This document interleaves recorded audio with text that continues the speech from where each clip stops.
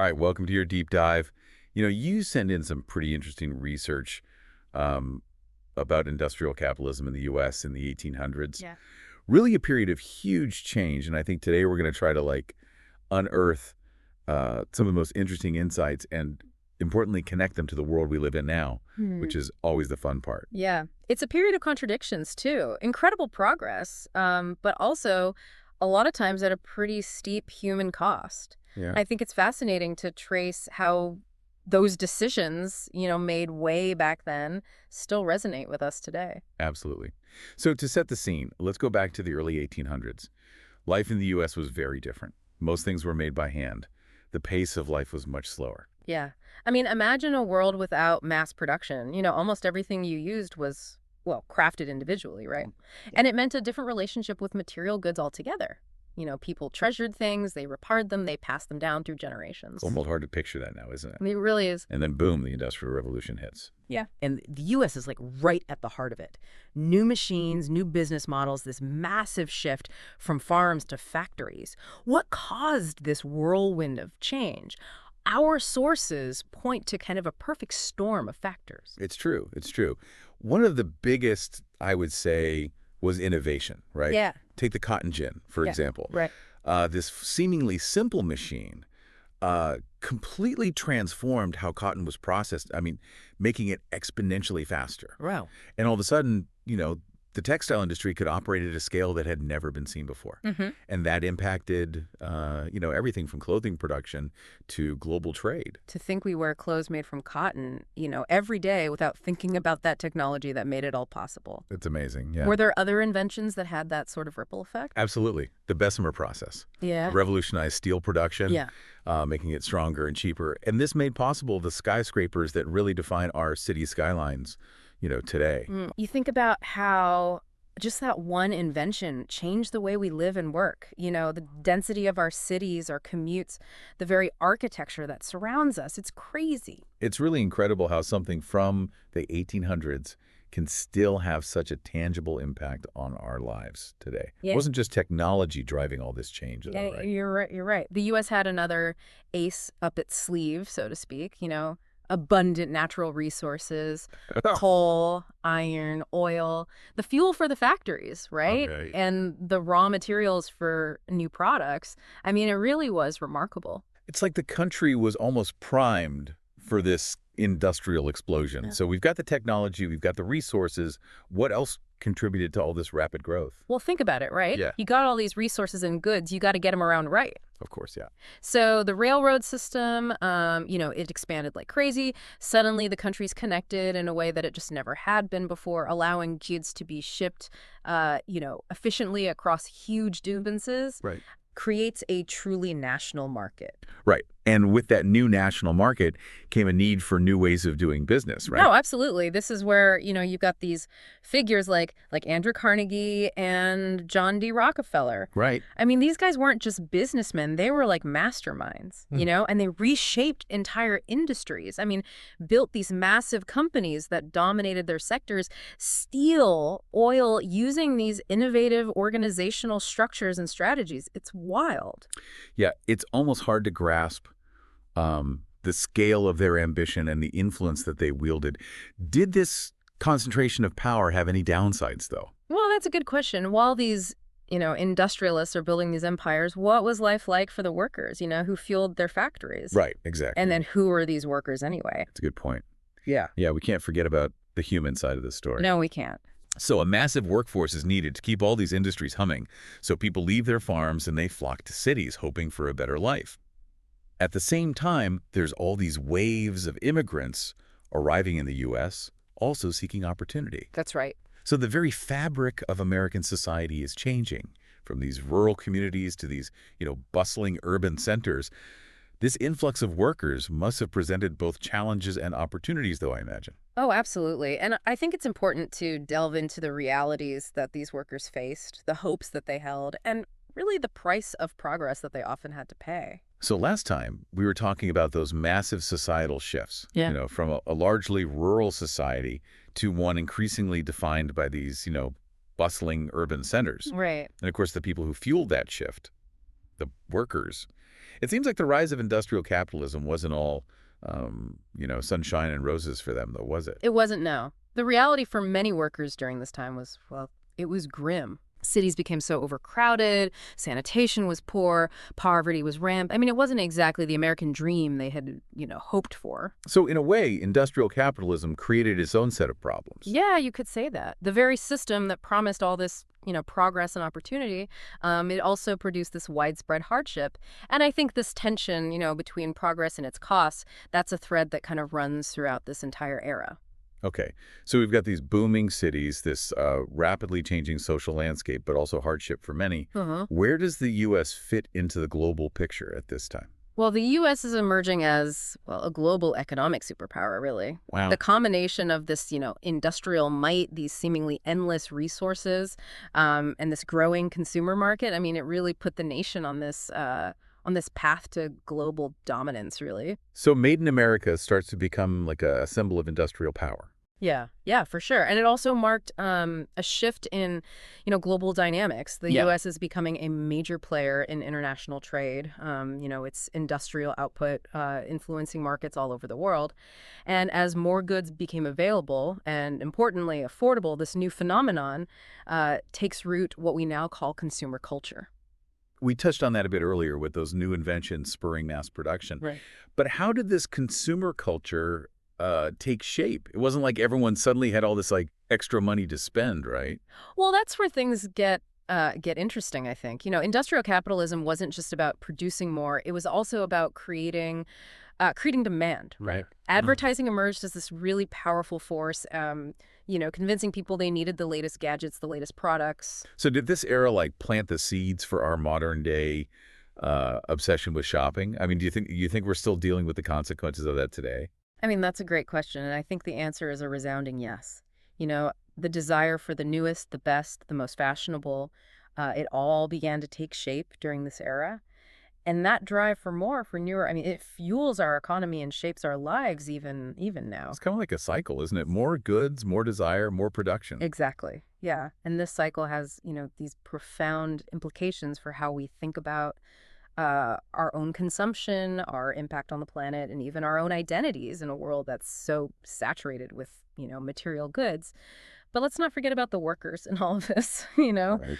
Sure. They weren't just passive bystanders in all of this. The labor movement, which starts gaining some real momentum during this time, played a critical role in kind of shaping the relationship between workers and employers. Yeah. It seems like they had a lot to fight for. Mm-hmm. What were some of their key demands and how did they organize to try to achieve them? Well, the fight for fair wages, safe working conditions, an end to child labor, I mean, that didn't end with the 1800s. It continued well into the 20th century. Yeah. And it wasn't easy. I mean, workers face opposition from these powerful business interests and, their struggle for just these basic rights often involve strikes, protests, and even violence sometimes. Wow. But through it all, unions became these powerful advocates for workers demanding a more equitable system. So their efforts weren't in vain, were they? I mean, we have minimum wage laws, workplace safety regulations, the right to collective bargaining. I mean, these are all kind of echoes of those early labor struggles. Right? Oh, absolutely. The labor movement of the late 19th and early 20th centuries, I mean, it just fundamentally reshaped the relationship between workers and employers in this country. And its legacy, it extends beyond the U.S. It influences labor laws, workplace standards, I mean, all over the world. It's a good reminder that change doesn't just happen. It takes dedicated people fighting for what they believe in. It's inspiring, really. Yeah, it is. But it wasn't just workers pushing for a better deal. Didn't the government also start taking a more active role during this time? Yeah, you're right. The role of government changed drastically during this period. Mm-hmm. As these industrialists amassed this, enormous wealth and power, and the plight of workers became increasingly visible, the idea that the government had a responsibility to regulate markets, prevent monopolies, protect the public interest, I mean, that started to gain traction. So from a kind of hands-off approach to a more active role in the economy, what drove that shift? Well, it was gradual and met with, plenty of resistance, especially from those who believed in, totally unfettered capitalism. But as the downsides of this unchecked industrial growth became more apparent, things like worker exploitation, environmental damage, the just unchecked power of monopolies, the calls for some kind of regulation, they grew louder and louder. This must have been the beginning of what we now think of as like regulatory agencies and things like antitrust Yeah. laws, right? Yeah, exactly. This era laid the groundwork for, many of the regulatory frameworks that govern our economy today. I mean, everything from environmental protection agencies to, consumer safety boards. It's a complex legacy, and one that continues to be debated. But there's no doubt that this period marked, a real turning point in how we think about the role of government in a capitalist society. So we've got this tension between progress and its consequences, the rise of consumer culture, workers fighting for their rights, this changing role of government. It seems like this era was a real turning point in so many ways. But let's not forget about all those incredible inventions that emerged during this time.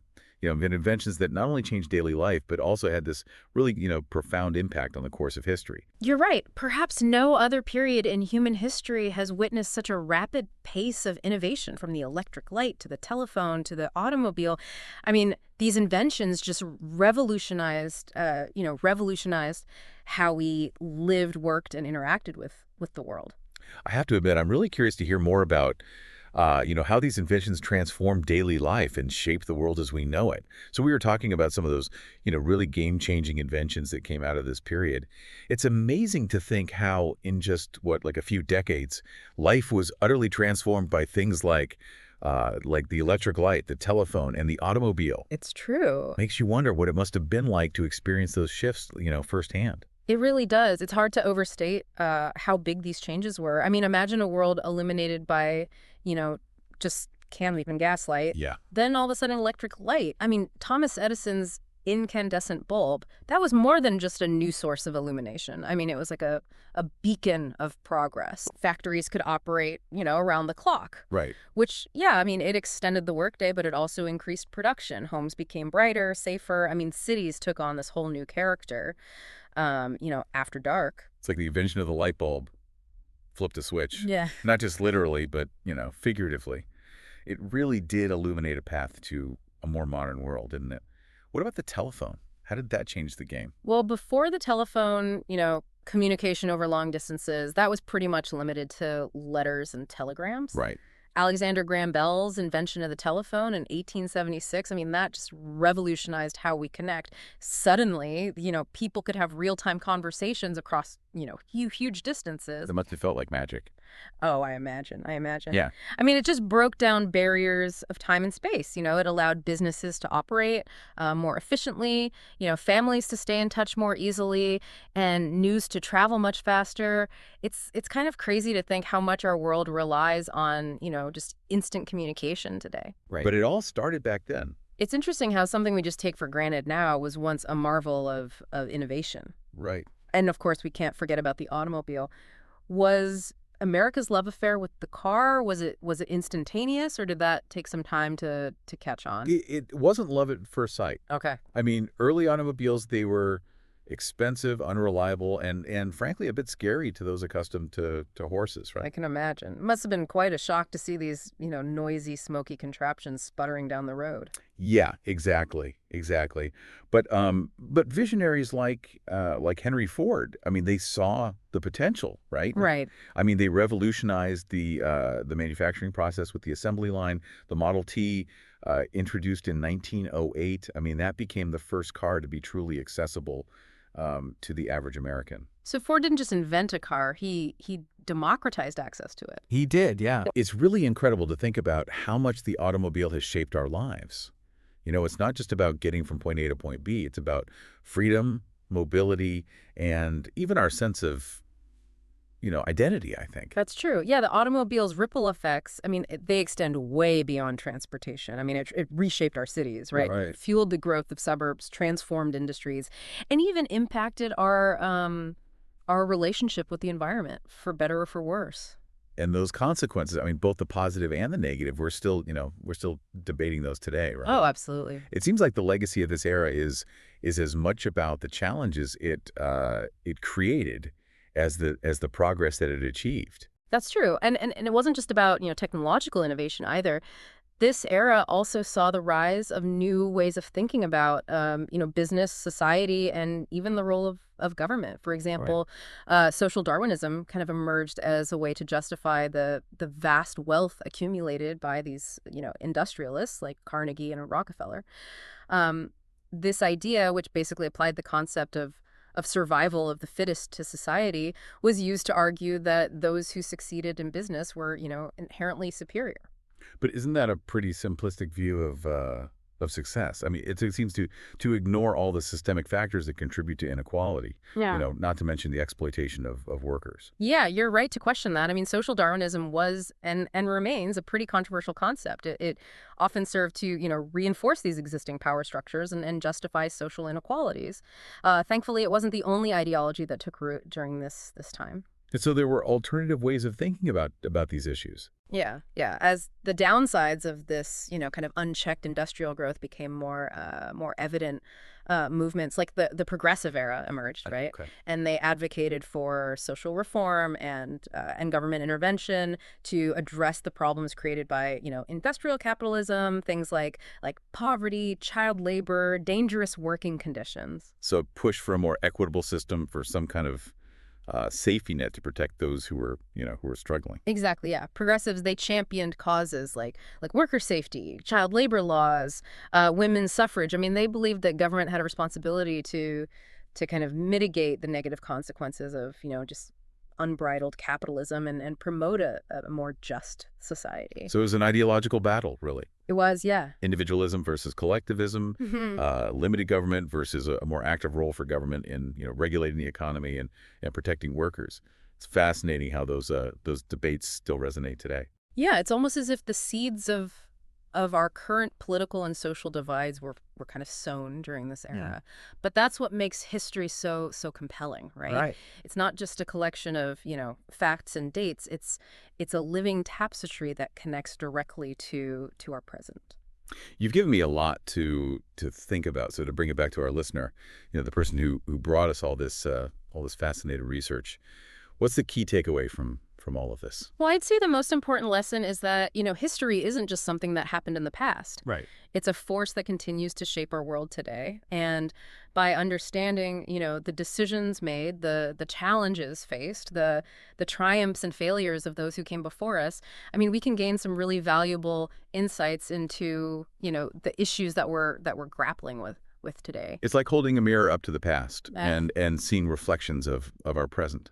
Yeah, exactly. And perhaps by understanding the patterns and the choices that led us here, we can make more informed decisions about the kind of future we want to create. Well, this deep dive has been really eye-opening. Thank you for taking us on this journey through such a pivotal period in American history. I know I've learned a lot, and I'm sure our listener has too. The pleasure was all mine. And to our listener, I encourage you to keep exploring this fascinating era.